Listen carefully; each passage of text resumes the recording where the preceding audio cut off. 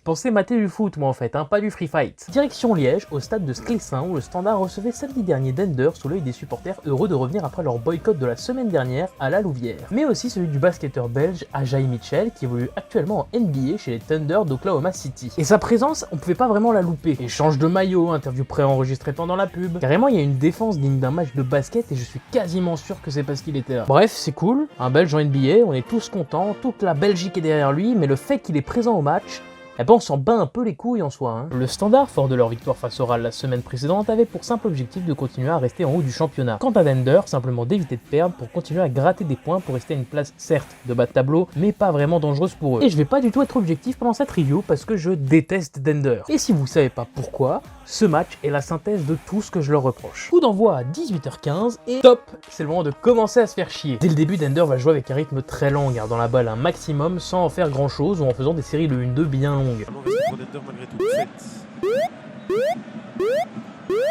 Mais aussi en multipliant les sorties pour casser le rythme. Évidemment quand c'est pas directement le gardien qui prend bien son temps pour tirer. Et quand la balle n'est pas à leurs pieds, ils vont tout faire pour la récupérer pour continuer à rythmer le rythme de la partie. Et quand je dis tout, c'est genre vraiment tout.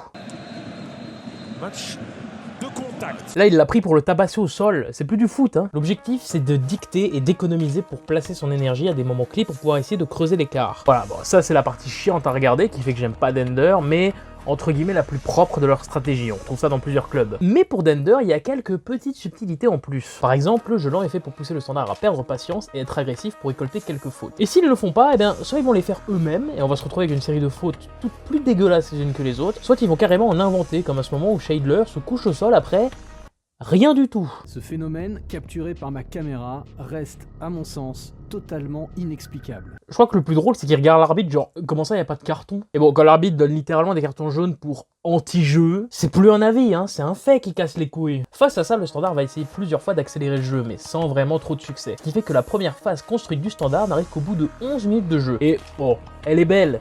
Mais 11 minutes. Mais en contrepartie, il faut bien reconnaître que sur cette première période, défensivement, le Standard est quand même très solide. Sur les phases défensives, j'aurais plutôt tendance à reprocher des choses aux attaquants et au milieu de terrain, que Dender passe beaucoup trop facilement, laissant le boulot aux défenseurs. Malgré tout, Dender est quand même moins solide physiquement et se fait facilement avoir. L'exemple le plus parlant, c'est sûrement ce moment où pour avoir le ballon, un joueur du Standard et de Dender entame une course. Et malgré une avance pour Dender, ils arriveront au même moment. A force, malgré des actions encore trop timides, on sent que le Standard arrive à s'adapter et démarre vraiment dans le match au bout d'une grosse demi-heure. Mais Dender aussi a une défense, bloquant le score à 0-0 à la pause face à des supporters qui, je dirais qu'ils sont un peu déçus. Mais au retour des vestiaires, le Standard proposera une bien meilleure performance, semble reprendre le rythme en main, bien que Dender reste dans leur match. Mais c'est vraiment le Standard qui va briller en se créant deux belles occasions en même pas une minute, toutes deux ratées de la même manière. Je vous jure que je viens de vous montrer deux tentatives différentes, hein. C'est juste à chaque fois la même glissade nulle. Et finalement, à la 65e, Ayenza trouve le chemin du but et le Sclessin explose après plus d'une heure de souffrance partagée entre les joueurs et les supporters. Et après 10 minutes extrêmement partagées, Dender a dû se dire bon,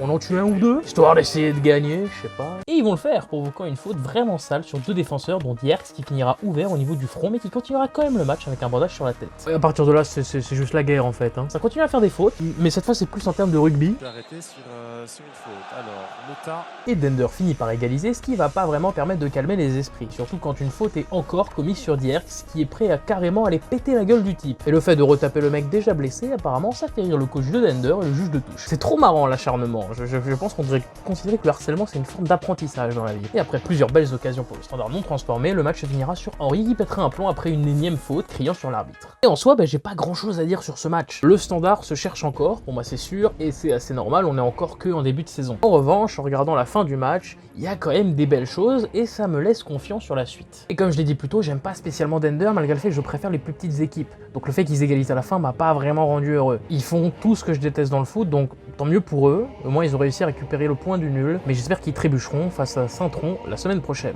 Et avant de conclure, petit best-of des moments qu'on retrouve que en Jupiler Pro League. Déjà avant le match, il y avait une statue de taureau Jupiler. Alors me demandez pas pourquoi spécifiquement à ce match-là, je n'en sais rien du tout, mais il était là le taureau. Et puis de toute façon, les sponsors sur ce match, ils ont dû être bien contents. Hein. Entre un joueur du Standard qui dégage un sponsor pour tirer un corner et une pub pour des écrans LED diffusés sur un écran LED cassé, niveau pub, c'était pas mal. Et évidemment avec un match aussi électrique, au niveau de l'arbitrage, il y a des trucs à dire. Déjà pendant le match, un mec est venu avec un sifflet et l'a utilisé plusieurs fois. Nouveau notre ami avec le sifflet qui se fait entendre. Je crois que c'est aussi chaque fois l'arbitre qui va séparer des... Ce qui a causé quelques problèmes au point où le speaker a dû faire une annonce pour demander que ça s'arrête. Alors c'est une technique mais il y en a une autre. interdire les sifflets dans les stades. Je propose juste comme ça. Et puis aussi, il y a l'arbitre qui effleure un joueur pour être sûr qu'il est blessé avant d'appeler les médecins. Genre, le fait qu'il était au sol, en train de plus bouger, on n'est pas sûr, mais au moment où il a effleuré son bras, il a compris qu'il devait appeler les médecins. Et pour celui-là, je suis pas sûr, mais j'ai quand même bien l'impression qu'un supporter est en train d'engueuler Marc Wilmot, directeur sportif du Standard. On dirait carrément qu'il lui donne des stratégies. T'inquiète pas, mec, hein, Wilmot, il connaît le foot, hein, y a pas de... J'espère que le Standard va vite trouver ses marques et que Dender va un peu se calmer, parce que là...